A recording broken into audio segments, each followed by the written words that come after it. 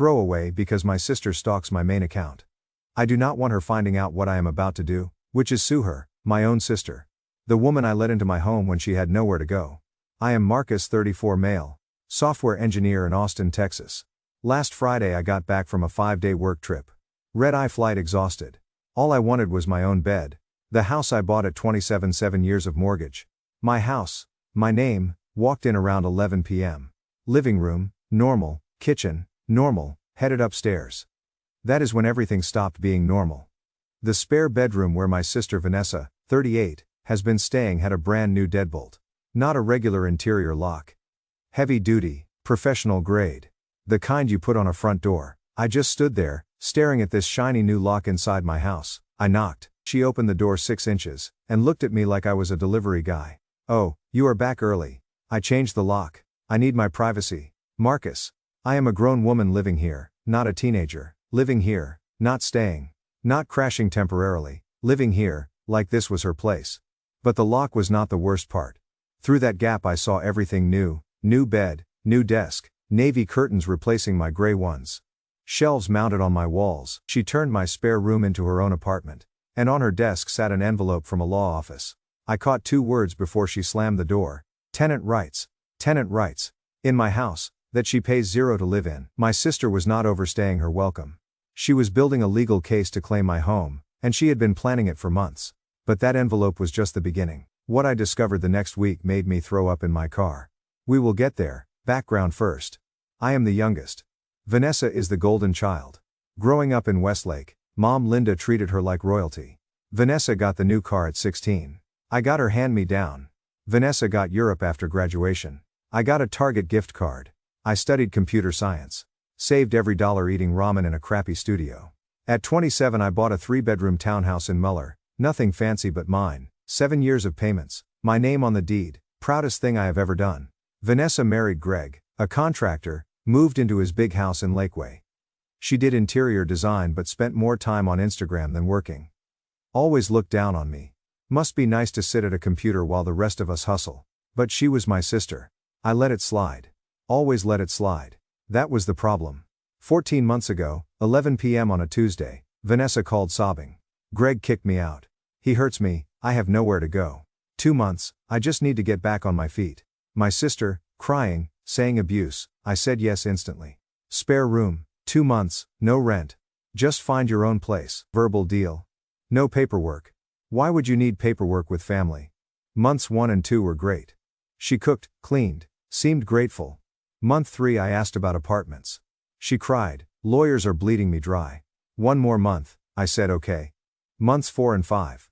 Things shifted, groups of friends over without asking, wine nights, her stuff everywhere. When I mentioned it she said, "I am going through the worst time of my life and you are worried about coasters." Month 6, this matters. She started getting official mail at my address, quietly changed her license, bank statements, IRS correspondence, all to my house, building a paper trail. I had 0 clue. Month 7, she invited Mom for 2 weeks. Mom said, "Why do you live alone in 3 bedrooms while your sister suffers?" I felt like a stranger in my own home. Month 8, I checked her browser history. 0 apartment listings. She was never looking. Month 9, I tried talking. 9 months. "Vanessa," we said too. She exploded. Called Mom right in front of me. Linda screamed at me for 45 minutes. Months 10 through 12. She brought Derek over constantly. My divorce lawyer. He asked about my house, the structure, my mortgage. I answered everything. I handed him a blueprint of my home, like an idiot. Month 14, the deadbolt, the furniture, the envelope. I found another envelope she left in the kitchen. Documents from Derek's firm about establishing tenancy and adverse possession. She had built a full file. License, statements, IRS letters, even her own internet bill, all proving legal residency. I called Tyler. My best friend, real estate lawyer. 10 seconds of dead silence. Then he said, "Marcus. She is trying to establish legal residency. So you cannot remove her. This is not freeloading. This is calculated and deliberate. Do not confront her. Do not say a word. We need to be smarter than she is. I am writing this from my car in a Starbucks parking lot at 1 a.m. because I cannot go home.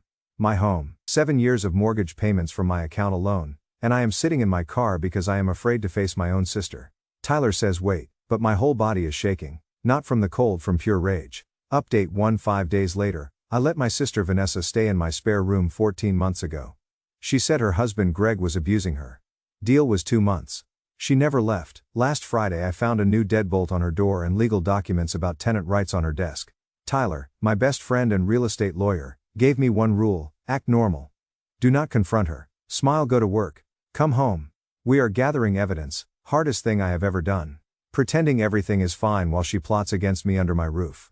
Day 1. Tyler pulled public records. Vanessa filed a change of address with USPS back in month 6. 4 months after arriving, before I even noticed, she stopped looking for apartments. Tyler looked at me and said, "This was never temporary." She moved in with a plan. Day 2. I checked the kitchen trash after she left. At the bottom, under coffee grounds, was a printed email between Vanessa and Derek. He was drafting a fake lease agreement to prove she was a paying tenant. He told her to Zelle me money monthly with the memo: rent, room to build a digital paper trail. I checked my Zelle, 3 payments, $500 each. Last 3 months, all labeled rent. Room, I never asked for rent, I thought she was chipping in for groceries. She was manufacturing evidence: $500 a month to fake a legal tenancy. Day 3, family attack started. Vanessa called our mom. 20 minutes later, Linda called me screaming. 52 minutes, I did not raise you to be this cold. Your sister is getting divorced and you throw her on the street. I tried explaining. The locks, the documents, 14 months. She cut me off every time. Last thing she said, kick Vanessa out and do not come to Thanksgiving, or Christmas, or ever. Dad texted that night, can you give Vanessa more time, for the family? I replied, Dad. She put a deadbolt on my door. His answer, I am sure it is a misunderstanding.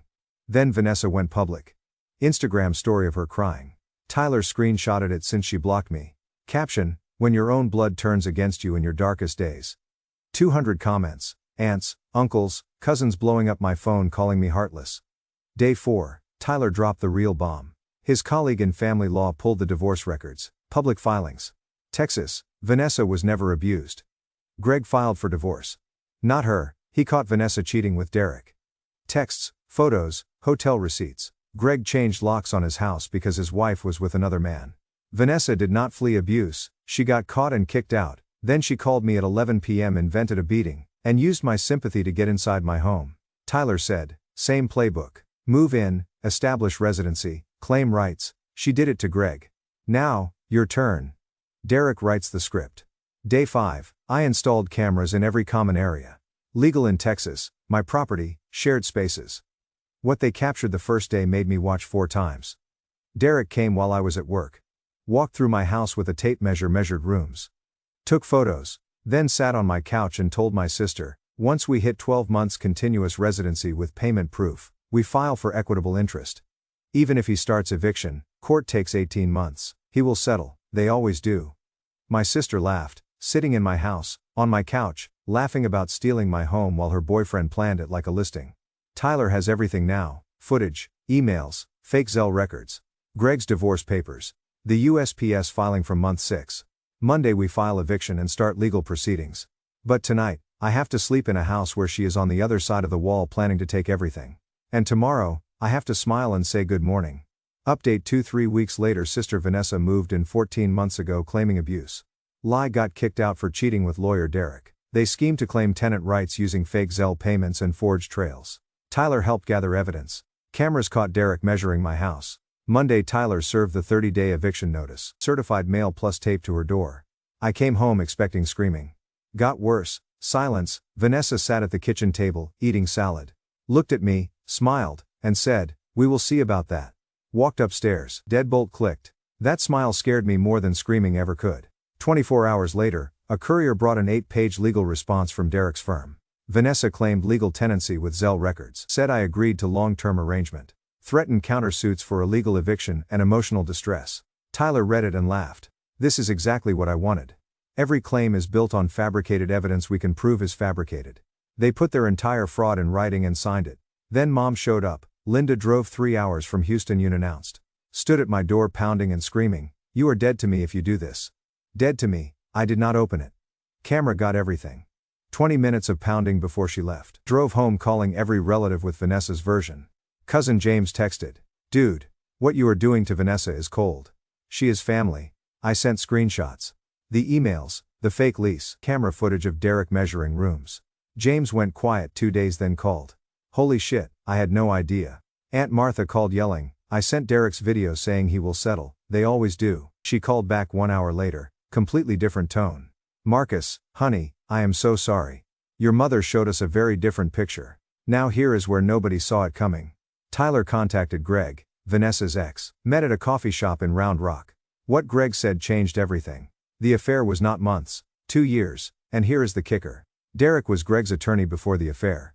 Greg hired him for a property dispute. Derek had all of Greg's financials, legal weaknesses, confidential everything.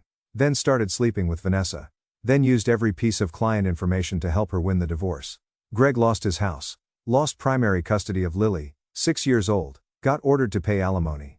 His own lawyer sold him out. Greg filed a complaint with the state bar. Nothing yet. Greg brought emails showing Derek and Vanessa using Greg's private information. Screenshots of Derek forwarding confidential financials. All timestamped while Derek was still Greg's attorney. Tyler called from the parking lot. This is not a tenant dispute anymore. Derek has a pattern. He targets women, accesses property info, runs this scheme repeatedly. This is fraud. Conspiracy. We are going to the police. Meanwhile, Vanessa started destroying my stuff.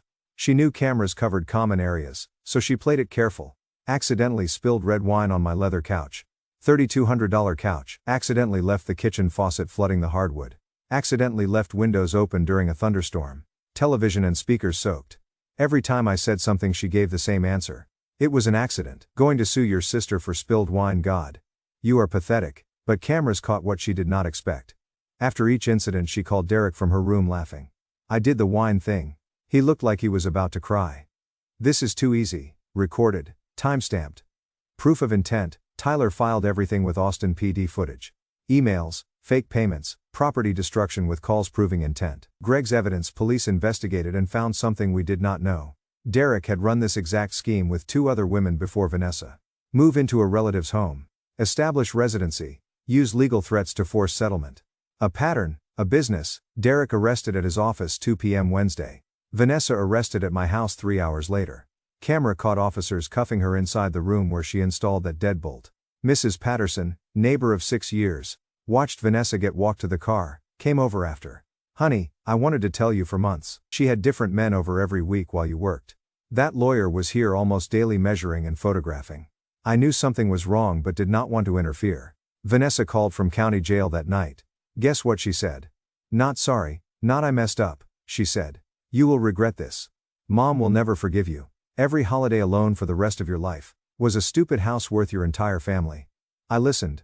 Then said, it is not just a house. Vanessa, it is my house, and you tried to steal it. Hung up, last time we ever spoke. Final update 3 months later. It has been a while. These last 3 months have been the hardest of my life, but not for the reason you think. The trial is over. My family is broken.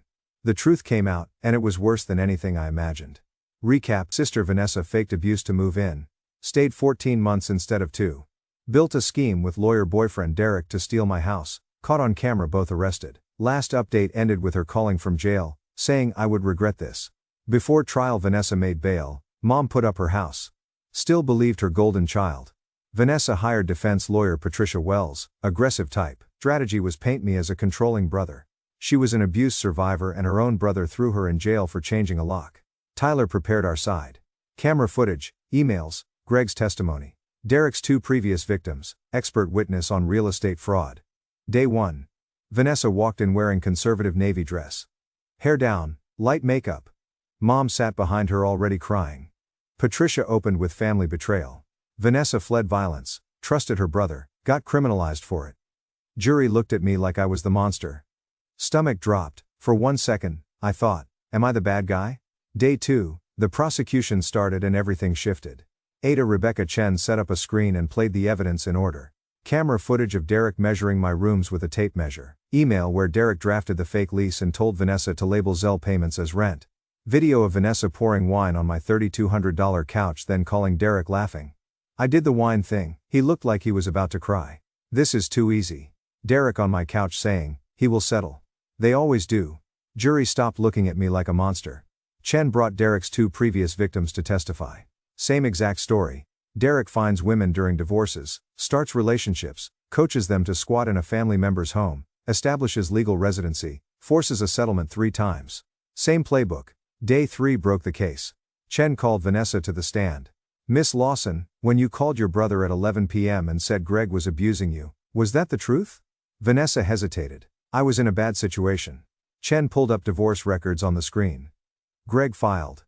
Not Vanessa, grounds were infidelity, 0 domestic violence reports in their entire marriage. 0 police calls, 0 protection orders. Vanessa never reported abuse to anyone. Ever, so there is no record of abuse, but there are records of a 2-year affair with the attorney representing your husband, correct? Vanessa went white. Eyes scanning the room for Mom. Linda was in the back row, mouth open, face frozen first time she heard the full truth. Not from me. From a prosecutor with documents on a screen. Greg took the stand next. Voice steady but cracking. I lost everything because I trusted the wrong lawyer and loved the wrong woman. When I tried to warn Marcus, Vanessa threatened a restraining order, said if I contacted him she would tell the court I was stalking her, and I would lose visitation with my daughter. Courtroom dead silent. Linda stood up, walked out, did not come back. I testified 2 days. The 11 p.m. call. The 2-month deal. 14 months the deadbolt. The envelope. Cameras. Everything. Patricia tried provoking me. Why not help your sister longer? Why value property over family? I said. I did help her. 14 months. My home, my food, my money, my peace. She repaid me by trying to steal the only thing I ever built on my own. Jury deliberated 4 hours. Vanessa guilty. Conspiracy to commit fraud, property damage, false claims, 18 months suspended. 3 years probation, 200 hours community service. $47,000 restitution. Derek tried separately. Guilty, fraud, conspiracy, breach of fiduciary duty. License permanently revoked by State Bar of Texas. 3 years prison, $120,000 restitution to all victims. Including Greg. The aftermath was harder than the trial. Mom went silent 3 weeks, then mailed a 4-page handwritten letter. I failed you, I believed your sister because it was easier than facing truth. I chose the daughter who cried louder instead of the son who suffered quietly. I do not know if you can forgive me, but I was wrong. Read it 3 times, have not replied. Dad called after the verdict. I should have listened from the start. I let your mother's emotions drive decisions. My failure, I said, thanks Dad, need time. Greg got primary custody of Lily back, evidence about Derek changed everything in family court.